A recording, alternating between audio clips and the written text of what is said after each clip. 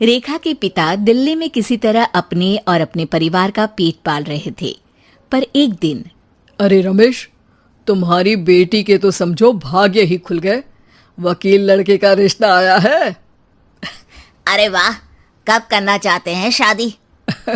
वो लोग तो जल्द से जल्द ही करेंगे। बाकी शाम को मैंने रेखा को देखने के लिए बुला लिया है।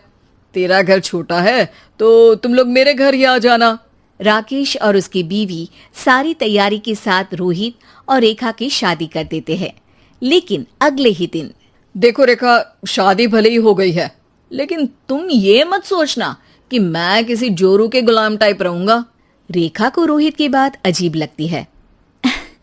मैं ये तो सोच भी नहीं सकती और ना ही चाहती हूँ, लेकिन शादी के अगले ही दिन इस तरह की बात की उम्मीद भी नहीं थी। रोहित रेखा के मुंह से ये बात सुनकर गुस्सा हो जाता है। अरे, काफी जबान भी चला लेती हो। माँ ने सिखाया नहीं कि पति से कैसे बात करते हैं? रेखा अब चुप रहने में ही भलाई समझती है। रेखा, जल्दी से नाश्ता तैयार कर लो। आज पहला दिन है, सारे काम तुम्हें समझा दूंगी। ये नौकरानी है जो तुम्हें बता देगी कि कैसे कैसे क्या करना है। फिर इसकी कल से छुट्टी है। रेखा भी ससुराल में जी जान लगाकर काम करने लगती है। खाली समय मिलता तो पति के वकालत की किताब उठाकर पढ़ने लगती। ये क्या, जब देखो तब पढ़ती रहती है। अच्छा सुन, कल पिता के घर से 20,000 रुपये लेकर आना। मेरे छोटे बेटे की फीस भरनी है। लेकिन पापा क्यों भरेंगे उसकी फीस? अरे वाह जी वाह, पापा क्यों भरेंगे? तो ये बता, हम क्यों रखेंगे तुझे यहाँ? क्यों खाना देंगे फ्री में? अरे, क्योंकि मैं बहू हूँ इस घर की। तभी वहाँ रोहित आ जाता है। अरे वाह, बड़ी जबान चला रही हो। चुपचाप माँ जो कह रही है वैसा कर, वरना सामान उठा और जा अपनी झोपड़ी में। बेचारी रेखा क्या करती, पिता के घर जाती है, उनको सारा हाल बताती है। पिता भी जैसे तैसे पैसों का इंतजाम कर बेटी को ससुराल के लिए विदा करते हैं। देखा, अब कहाँ से आए पैसे? अरे बहुत माल है तुम लोगों के पास, बस सीधी उंगली से निकालते नहीं। नहीं नहीं माँ, पापा ने अपनी मोटरसाइकिल बेचकर पैसों का इंतजाम किया है। पता नहीं अब वो ऑफिस कैसे जाएंगे।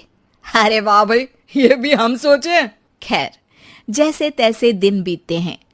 रेखा जहाँ एक प्यारे से बेटे की माँ बनती है, तो वहीं उसका वकालत की किताब में ज्ञान और गहराता जाता है। हे भगवान, बुरे फंसे।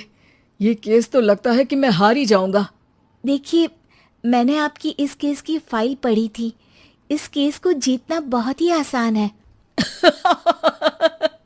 वाह भाई वाह, यहाँ वकालत की डिग्री लेकर भी मैं समझ नहीं पा रहा हूँ, और तुमने रोटी बनाते बनाते ही केस समझ लिया। अरे जाओ जाओ, जाकर मुन्ने को संभालो। केस मैं संभालूंगा। ए लड़की सुन, जाकर अपने बाप के यहाँ से 3 लाख लेकर आ। पूरा घर फिर से बनाना है।